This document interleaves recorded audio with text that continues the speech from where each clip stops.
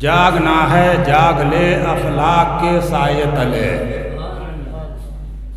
جاگنا ہے جاگ لے افلاک کے سائے تلے، حشر تک سونا پڑے گا خاک کے سائے تلے۔ یاد رکھ ہر آن آخر موت ہے، یاد رکھ ہر آن آخر موت ہے، مت بن انجان آخر موت ہے۔ اور مرتے جاتے ہیں ہزاروں آدمی، مرتے ہیں نا، دنیا میں جتنے لوگ آئے ہیں آتے ہیں جاتے ہیں، آنے اور جانے کا سلسلہ لگاتار لگا ہوا ہے، کبھی یہ سلسلہ منقطع ہونے والا نہیں، ختم ہونے والا نہیں، آنے کا سلسلہ بھی اور جانے کا سلسلہ بھی۔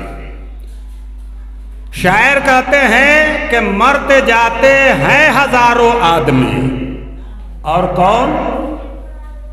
صرف غریب ہی نہیں مرتا، امیر ہی نہیں مرتا، بوریا نشی ہی نہیں مرتا، مفلس ہی نہیں مرتا، تونگر ہی نہیں مرتا، بادشاہ وقت ہی نہیں مرتا، بلکہ جو اس دنیا میں آیا ہے تو اسے اس دنیا کو خیر آباد کہہ کر کے چلا جانا ہے۔ شاعر کہتے ہیں کہ مرتے جاتے ہیں ہزاروں آدمی، اور عاقل و نادان آخر موت ہے۔ عقل مند بھی مرتے ہیں اور بیوقوف بھی مرتے ہیں، مرتے ہیں کہ نہیں؟ اب لوگ کہتے ہیں کہ ڈاکٹر صاحب کے یہاں چلو علاج کر دیں گے تو اچھے ہو جائیں گے۔ ڈاکٹر اچھا نہیں کرتا، اگر ڈاکٹر ہی اچھا کرتا تو پھر ڈاکٹر کیوں مرتا ہے؟ پتہ چلا کہ ڈاکٹر علاج کرتا ہے اور شفا اللہ رب العزت دیتا ہے، نہیں تو ڈاکٹر کا مجال نہیں، ڈاکٹر کی ہمت نہیں، ڈاکٹر کی کمال نہیں، اگر اس کی کمال ہوتی تو خود نہیں مرتا، لیکن ڈاکٹر مرتا ہے نا۔ شاعر نے کہا کہ مرتے جاتے ہیں ہزاروں آدمی، عاقل و نادان آخر موت ہے۔ عقل مند بھی مرتے ہیں، بیوقوف بھی مرتے ہیں، اور علمی صاحب اخیر میں لکھتے ہیں کہ بار بار علمی تجھے سمجھا چکے، بار بار علمی تجھے سمجھا چکے، مان یا مت مان آخر موت ہے۔ کوئی مانا پھر بھی موت ہے، کوئی نہ مانا پھر بھی موت ہے۔ موت تو کسی بھی طریقے سے آنی ہی آنی ہے، یہ موت ایسی شے ہے، یہ موت ایسی چیز ہے جس سے کوئی بچ نہیں سکتا، جس سے کوئی چھٹکارا نہیں پا سکتا، جس سے کوئی اپنا دامن چھڑا نہیں سکتا، جس سے کوئی بچ نہیں سکتا۔ رب قدیر قرآن بلاغت میں ارشاد فرماتا ہے اینا ما تکونوا یدرککم الموت ولو کنتم فی بروج مشیدہ۔ ابھی آپ تمامی حضرات کے سامنے جتنے بھی ہمارے علماء کرام آئے، شورائے عظام آئے، سب لوگوں نے آپ تمامی حضرات کے سامنے موت ہی کے تعلق سے بیان کیا، اور ضرورت بھی اسی بات کی تھی اور ہے، چونکہ ہم اور آپ میت کی ایصال ثواب کے غرض و غایت سے محفل میں بیٹھے ہوئے ہیں، اور ہمارا اور آپ کا مقصد یہ ہے، منشا یہ ہے کہ ہم ایک مرحومہ جو ہمارے آپ کے درمیان رہتی سہتی تھی، ہمارے آپ کے درمیان چلتی پھرتی تھی، ہمارے آپ کے درمیان سوتی جاگتی تھی، ہمارے آپ کے درمیان کھاتی پیتی تھی، ہمارے آپ کے درمیان سلام و کلام کرتی تھی، دنیا کے ریتی اور رواج کے مطابق، خالق کائنات کے فرمان کے مطابق، رب یزل لم یزل کے حکم کے مطابق، آج سے 10 روز پہلے انہوں نے اس دنیا کو خیر آباد کر دیا، اس دنیا کو چھوڑ دیا، اور یکے بعد دیگرے ہمیں اور آپ کو بھی اس دنیا کو خیرآباد کر دینا ہے، چھوڑ دینا ہے۔ انہی کے ایصال ثواب کے غرض سے یہ محفل میلاد النبی کا اہتمام و انصرام کیا گیا اور اس محفل پاک کو 10ویں کے نام سے موسوم کیا گیا ہے نہیں؟ تو شاعر نے کہا کہ جاگنا ہے جاگ لے افلاک کے سائے تلے، یہ آسمان کے سائے تلے ہم اور آپ جاگتے رہتے ہیں اور جاگنا ہے، اور پھر جب یہاں سے ہماری اور آپ کی آنکھ بند ہو جائے گی تو ابھی یہ ہمارے قوم کے اندر، یہ ہمارے معاشرے کے اندر، یہ ہمارے مطلب ماحول میں یہ بات رائج ہو گئی ہے کہ لوگوں کو دینی باتیں سننے میں جی نہیں لگتا ہے نا؟ دینی باتوں سے انسیت نہیں ہوتی، دینی باتوں سے محبت نہیں ہوتی، فوراً جبکہ جاگنا ہے آپ کو افلاک کے سائے تلے، پھر اس کے بعد آنکھ بند ہو جائے گی تو کب تک؟ صبح قیامت تک کہاں سونا ہے؟ خاک کے سائے تلے۔ پھر آپ تو سوتے ہی رہیں گے، آپ کو ہم کو کوئی جگانے والا ہوگا نہیں ہوگا۔ سنیے میں آپ کو بتاتا ہوں، لوگ محفل میں آنے سے کتراتے ہیں، لوگ محفل میں بیٹھنے سے کتراتے ہیں، ذکر رسول سننے سے کتراتے ہیں، لیکن اللہ کے رسول سید عالم جناب محمد الرسول اللہ صلی اللہ علیہ وسلم ارشاد فرماتے ہیں کہ قدرت کے جانب سے کچھ فرشتے ایسے ہیں جن کو اس کام پر مامور کیا گیا ہے، یہ کام ان کے ذمے دیا گیا ہے، یہ ڈیوٹی ان کی دی گئی ہے، یہ ذمہ داری دی گئی ہے کہ وہ پورے دنیا کا گشت کرتے ہیں۔ کہاں کا؟ پورے دنیا کا، صرف بلوا کا نہیں، نیپال کا نہیں، ہندوستان کا نہیں، پاکستان کا نہیں، جاپان کا نہیں، مطلب جتنی دنیا کی حدیں ہیں اس دنیا کا گشت کرتے ہیں، اور جہاں جو چیز بھی ہو اس کو وہ سماعت کرتے ہیں اور اپنی ڈائری میں لکھتے بھی ہیں، ہے نا؟ چونکہ نامہ اعمال جو کہتے ہیں ہم اور آپ کہتے ہیں نا نامہ اعمال، تو وہی فرشتے نامہ اعمال لکھتے ہیں، جو آپ نیکی کرتے ہیں وہ بھی لکھتے ہیں، بدی کرتے ہیں وہ بھی لکھتے ہیں۔ دائیں کاندھے کا فرشتہ نیکی لکھتے ہیں اور بائیں کاندھے کا فرشتہ بدی لکھتے ہیں، اور وہی نامہ اعمال قیامت کے میدان میں جب ہمارا اور آپ کا حساب و کتاب ہوگا تو رب قدیر وہی نامہ اعمال ہمارے اور آپ کے ہاتھوں میں تھما دے گا، اور اس نامہ اعمال کو جب انسان پڑھے گا، اس گناہوں کو دیکھے گا، تو رب قدیر کی بارگاہ میں عرض کرے گا کہ پروردگار عالم اتنے گناہ تو میں نے کیے نہیں، کیا یہ سارے کے سارے میرے ہی گناہ ہے؟ پروردگار عالم ارشاد فرمائے گا کہ ہاں تمہارا ہی گناہ ہے۔ اگر تمہارا گناہ نہیں ہے تو کیا میرے فرشتے جھوٹ بول سکتے ہیں؟ ایسا ہرگز نہیں ہوتا، فرشتے نوری مخلوق ہے، انسان کی عادت ہے جھوٹ بولنے کی، جھٹلانے کی، ہے نا؟ تو انسان انکار کرے گا۔ رب قدیر حفاظ کرام برسر اسٹیج ہے، قرآن کی آیت ہے کہ رب قدیر انسان کی زبان پر مہر کر دے گا اور انسان کی زبان بند ہو جائے گی، اور رب قدیر ہاتھ کو حکم دے گا، پاؤں کو حکم دے گا، آنکھ کو حکم دے گا، کان کو حکم دے گا کہ تم بولو، तो आज हम और आप जबान से बोलते हैं ना, वो वक्त ऐसा आएगा कि हमारी और आपकी जबानें बंद होगी और कलाम हमारा हाथ करेगा, कलाम हमारा पांव करेगा, कलाम हमारी आंख करेगी, कलाम हमारा कान करेगा। अब हाथ और पांव, आंख और कान सब आपके खिलाफ गवाही देना शुरू करेंगे, यहां तक कि आदमी जमीन के जिस हिस्से पर गुनाह किया होगा, जमीन का वो हिस्सा भी उस इंसान के खिलाफ गवाही देगा कि परवरदिगार आलम, इस इंसान ने मुझ पर फला गुनाह किया था। हाथ कहेगा परवरदिगार आलम, इसने मुझसे फला गुनाह किया था।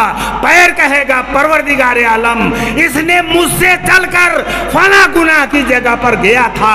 आंख कहेगा परवरदिगार आलम, इसने मुझसे फला गुनाह देखा था। कान कहेगा परवरदिगार आलम, इसने मुझसे फला गुनाह की बातें हो रही थी, इसने मुझसे सुना था। रब्बे कदीर फरमाएगा, अब बताओ। वो इंसान अपने हाथ और पांव से मुखातब करके कहेगा कि मैं तुम्हारे ही बचाव के लिए ये काम कर रहा था, हीला कर रहा था, बहाना कर रहा था, लेकिन तूने आज मुझे भी नहीं छोड़ा। हाथ पांव जवाब देंगे कि तुम मेरे बचाव के लिए कर रहे थे।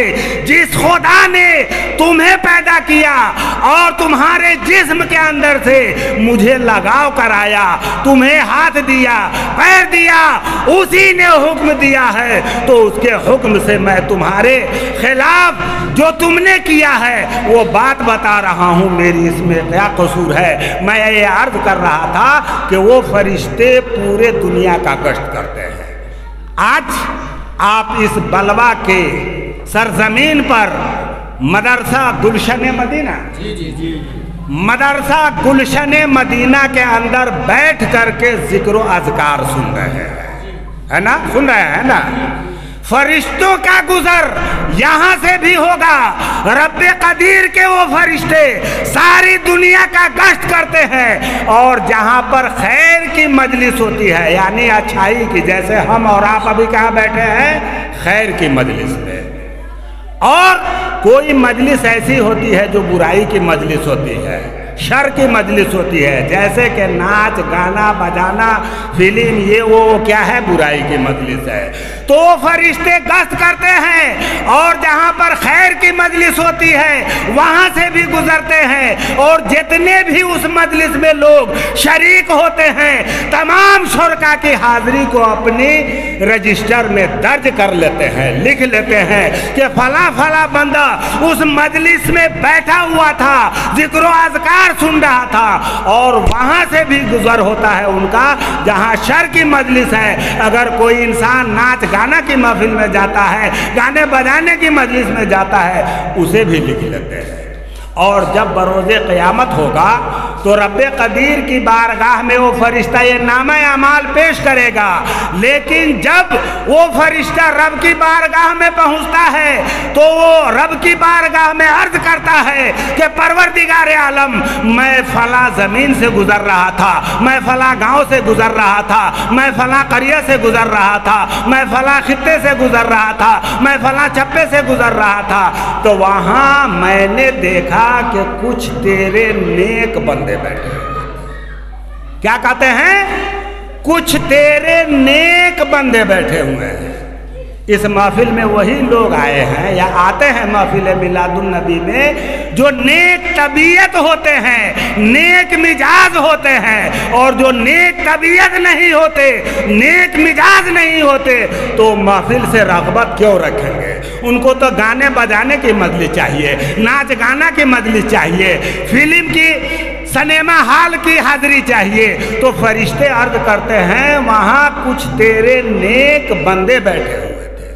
परवरदिगार आलम इरशाद फरमाता है कि ऐ मेरे नूरी फरिश्तों, ये बताओ कि वहाँ वो लोग बैठ करके क्या कर रहे थे? फरिश्ते अर्ज करते हैं परवरदिगार आलम, उनके सामने उलमाए कराम की एक जमगफीर जमात मौजूद थी اور وہ لوگ ذکر و اذکار کر رہے تھے، تیرا نام لے رہے تھے، تیرا تذکرہ کر رہے تھے، تیرے محبوب کا نام لیا جا رہا تھا، جنت و دوزخ کا تذکرہ کر رہے تھے، میزان عمل کا تذکرہ کر رہے تھے، حوض کوثر کا تذکرہ کر رہے تھے، یعنی تمام کے تمام لوگ بیٹھ کر کے تیرے محبوب پر درود پاک پڑھ رہے تھے۔ رب فرماتا ہے کہ یہ بتاؤ کیا ان لوگوں نے مجھے دیکھا ہے؟ کیا ان لوگوں نے میرے رسول کو دیکھا ہے؟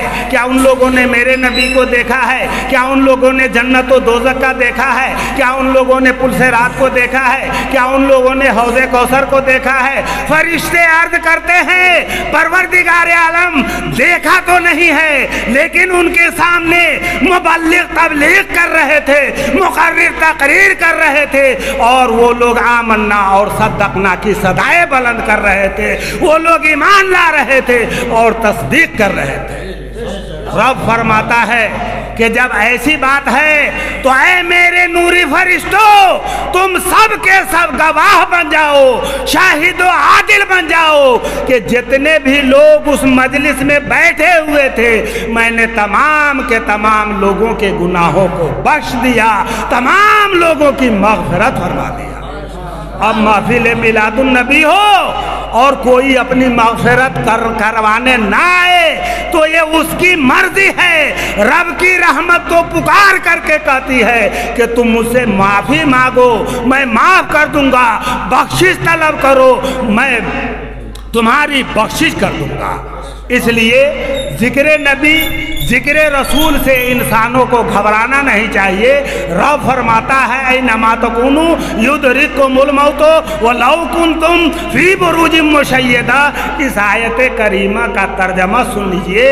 اس کا ترجمہ ہے، اس کا مطلب ہے کہ تم جہاں کہیں بھی رہو گے، جس جگہ بھی رہو گے، جس حال میں رہو گے، موت آئے گی اور تمہیں پکڑ لے گی، چاہے تم مضبوط قلعے میں بند ہو جاؤ، مضبوط مکان میں بند ہو جاؤ، شیشے کے مکان میں بند ہو جاؤ، لیکن تم موت سے چھٹکارا نہیں پا سکتے، تم موت سے بچ نہیں سکتے، تمہیں موت سے کوئی بچا نہیں سکتا۔ موت آئے گی، چاہے تم مضبوط سے مضبوط قلعے میں بند ہو جاؤ، تم بچ نہیں سکتے، تمہیں موت پکڑ لے گی۔ درود پاک پڑھ لیجیے۔ اللہم صلی علی سیدنا و نبینا و شفیعنا مولانا محمد معدن الجود والکرم منبع العلم والحکم وعلی آلہ و اصحابہ وبارک وسلم صلاة تبقى وتدوم بدوام الملک الحی القیوم۔ میرے دوستو ختم کیا جائے۔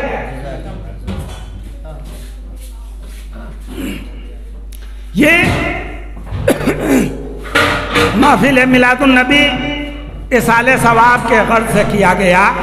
ویسے علماء کرام بہت ساری باتیں آپ کے سامنے رکھ چکے ہیں، لیکن قرآن اور حدیث مکمل کے مکمل،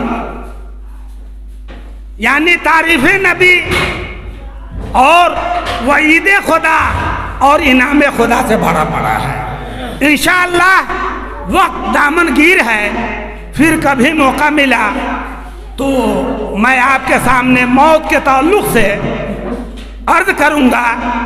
ابھی رب قدیر اس مرحومہ کی مغفرت فرما دے جن کے نام سے اس محفل میلاد النبی کا اہتمام و انصرام کیا گیا، اور ان کے قبر کو تا حد نظر کشادہ کر دے، اور ان کے قبر پر رحمت و نور کی بارش برسائے، اور ان کے قبر کو منور و مجلہ کر دے، اور انہیں کروٹ کروٹ جنت نصیب فرما کر اعلیٰ سے اعلیٰ مقام عطا فرمائے، اور ان کے خیش و اقربا اور اہل عیال کو صبر جمیل کرنے کی توفیق و رفیق عطا فرمائے، اور رب قدیر ہمارا اور آپ کا یہاں اکٹھا ہونا قبول بھی فرمائے، اور ہم لوگوں نے جو ذکر و اذکار کیا اس کو بھی قبول فرمائے، اور ان تمام چیزوں کے طفیل میں ہماری اور آپ سب کی اور مرحومہ کی بھی مغفرت فرمائے۔ آمین ثم آمین بجاہ سید المرسلین صلی اللہ تعالیٰ علیہ وسلم۔ استغفر اللہ ربی من کل ذنب واتوب الیہ، لا الہ الا اللہ محمد رسول اللہ صلی اللہ تعالیٰ علیہ وسلم۔